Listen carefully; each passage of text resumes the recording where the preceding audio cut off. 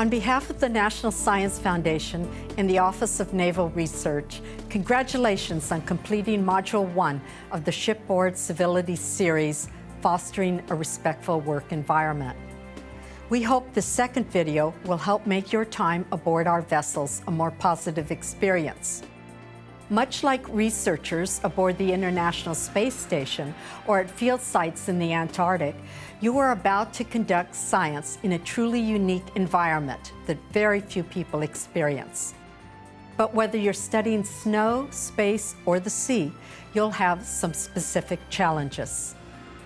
This expedition may require long days aboard our vessels in shared quarters and cramped spaces. The time away from loved ones can weigh heavily on you, as can the time pressures and intensity of work. But it's during these difficult times that our interactions with each other matter the most. This second module will help explain the importance of maintaining a civil and respectful environment despite the difficulties you may face aboard ship. I hope you have a successful and productive research experience. From all of us at NSF and ONR, we wish you fair wind and following seas. In the previous video, we showed some examples of what a positive work environment looks like and how to interact in a professional manner with other crew and scientists. We defined what the continuum of harm is and how it can impact our work and crew's safety. And we showed some examples of what a hostile work environment looks like and how to combat it in an effective manner. We'll continue to expand on these ideas in this video by looking at different situations that may arise and look at constructive resolutions. In this video, we will look at situations involving discrimination, bullying, and harassment. The expeditions you will go on may be with an ensemble of individuals from many institutions, and your interactions with them will vary.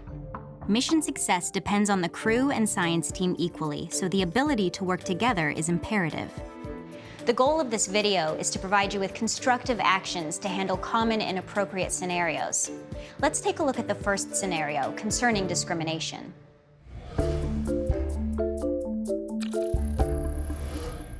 It's only a few hours till the mission will be underway, and there is much movement on the vessel.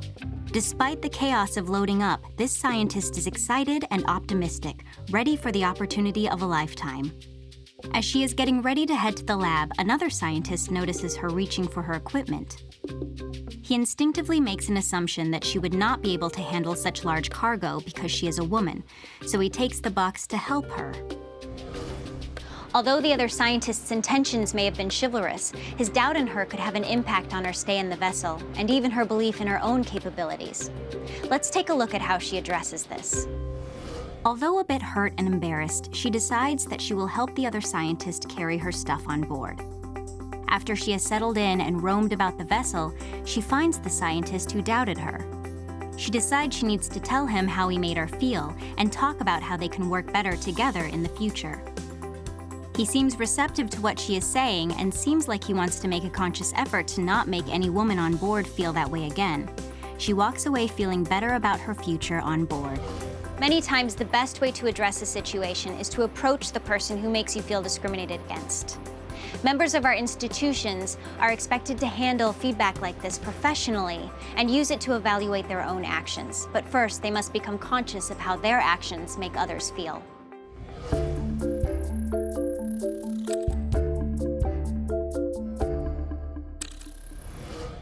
This is not an easy environment to work in all the time.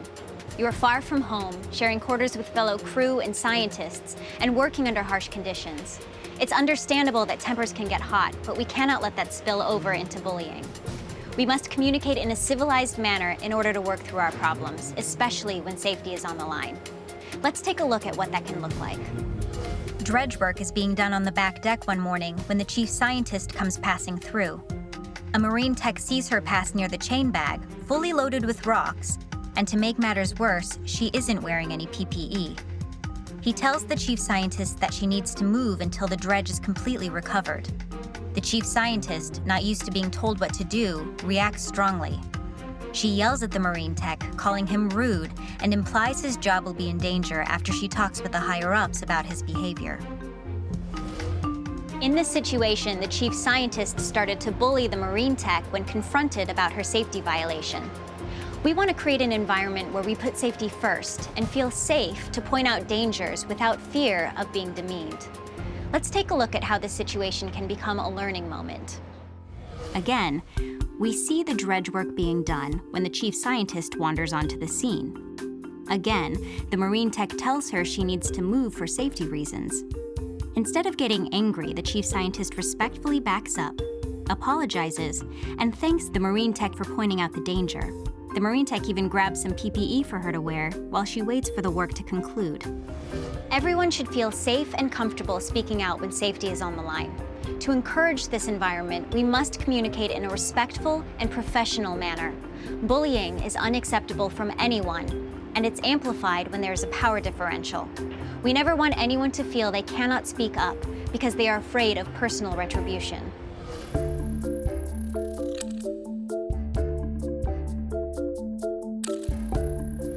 Harassment comes in many different forms, none of which will be tolerated on our vessels.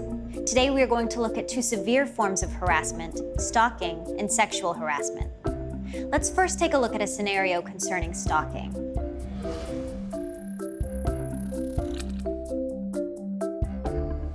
Here we see a science tech running the salinometer.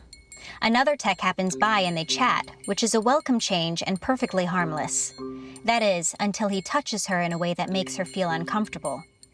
Later, in the laundry, while she is washing her clothes, he shows up again. Even later, he makes an appearance in our quarters. His behavior is becoming intrusive and affecting our science tech, making her feel unsafe.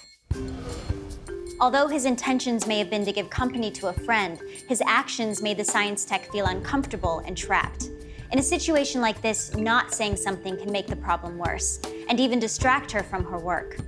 Let's take a look at how she handles the situation.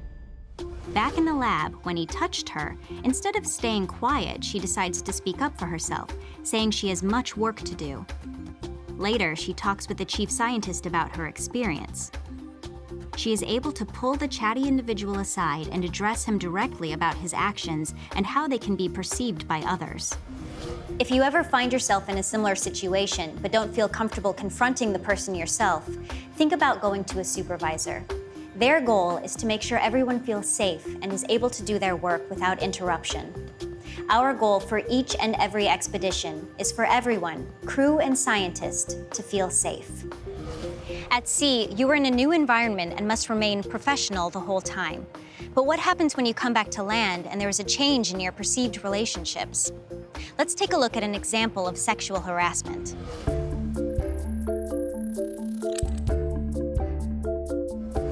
It's been a long cruise, but the crew has made it through and is back on land. Many of the science party and some of the crew will be flying back home the next day, so they decided to go out to celebrate their time together. Everyone meets up at a nearby bar where there is dancing, drinking, and toasting to yet another completed mission. Many people are tipsy as this is the first time they've had alcohol since before the trip. One of these people includes someone who is dancing on the floor with a fellow member of the team. They seem to be having a fun time until he touches them inappropriately. They feel uncomfortable in the change of his behavior towards them. What once was friendly now feels like he wants it to be romantic. They try to subtly push him away, but he won't let them. Sometimes it may feel that when you are not on a ship, you don't have to act professionally anymore, which is simply not true. You are a representative of your institution at all times and must behave yourself on and off the ship. If these two were to ever go on a cruise together again, they might potentially feel uncomfortable and unable to do their job effectively. Let's take a look at how this situation plays out. Back at the party, he is still trying to make moves on them, and they are becoming increasingly uncomfortable. A fellow crew member notices this and decides to step in. He pulls the man aside and lets him know that he is noticing that the person is not into his advances. The man later apologizes and lets the person know that he thought they felt the same way, and that he respects their friendship too much to make them feel uncomfortable. After watching these scenarios, we hope you have a better understanding of what a professional and respectful work environment looks like and how it's key to a successful mission. The best defense to inappropriate behavior is you.